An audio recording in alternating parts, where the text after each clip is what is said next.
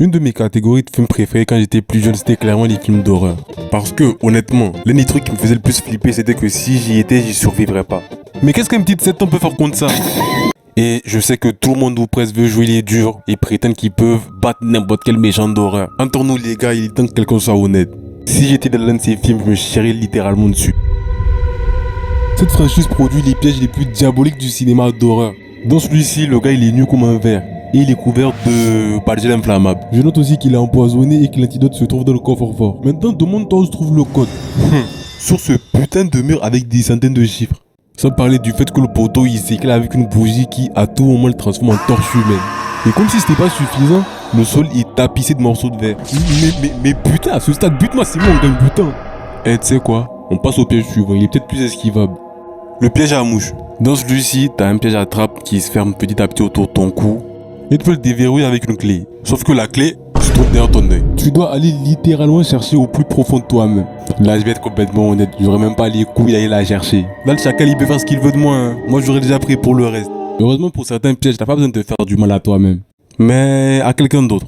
Par exemple, l'un des pièges les plus iconiques de la série, c'est sûrement le piège à ours inversé. Et pour le déverrouiller, faut littéralement aller chercher dans quelqu'un. Et j'ai pas précisé, le poteau en bas, il est encore vivant, il est juste paralysé. Donc malheureusement pour lui, va falloir qu'il meure pour que tu survives. Et crois-le ou pas, j'ai un cœur. Je suis un mec sympa, donc évidemment ça va me traumatiser. Mais déjà tu connais, si le nous doit sauver autant que soit moi. Comme ça c'est dit, comme ça c'est dit. Le prochain film, The Human Centipede. Si comment vous aimez les films un peu bizarres à l'atmosphère dérangeante, c'est que vous avez peut-être déjà entendu parler de ce film. Si c'est le cas, félicitations, on peut plus rien faire pour vous sauver. La personne qui a fait ce film, l'auteur est quoi? Hollandais?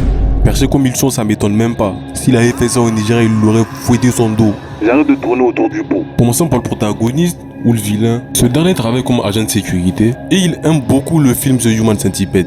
Parce que oui, le premier film de Human Centipede existe aussi dans cet univers. Le préquel est vraiment bizarre, mais le gars il veut le refaire de la vraie vie. Du coup il kidnappe des gens. Et il les relie, la bouche collée au trou de balle.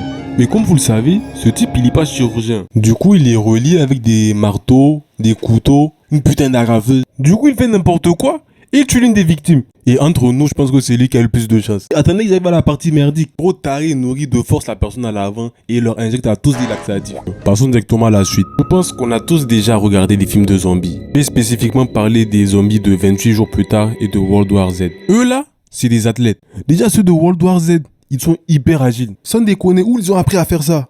En plus de ça, ils sont hyper forts. Regarde comment ils soulèvent le monsieur. Perso, je serais retourné me venger, mais c'est que mon avis. Ils peuvent aussi sauter, grimper, et ça y est, c'est bon, on a compris. Maintenant, qu'en est-il des zombies de 28 jours plus tard? Bon, c'est mieux de dire infectés. Ils seraient infectés par le virus de la rage, mais ça les empêche pas d'être hyper sournois. Eux là, ils te tombent dessus, ils te mélangent. Et c'est d'ailleurs comme ça qu'ils infectent les gens. Bon, passons directement dans les films de la vidéo. Je vous le dis directement, si vous aimez pas les araignées, les cafards, va falloir passer votre tour parce que le prochain film s'appelle The Nest. Le nid en français. Déjà c'est bizarre. Et après ça dit, les cafards n'ont jamais mangé de viande jusqu'à maintenant. Les cafards de ce film sont mutants et mangeurs de chair. Ces petits bâtards ont littéralement envahi tout le village. Non mais vous avez vu la douleur du monsieur? Ça a vraiment l'air de faire mal. Ils ont littéralement tapé une main comme un grec. Après, le film il est plutôt nul. Mais ils ont utilisé de vrais cafards.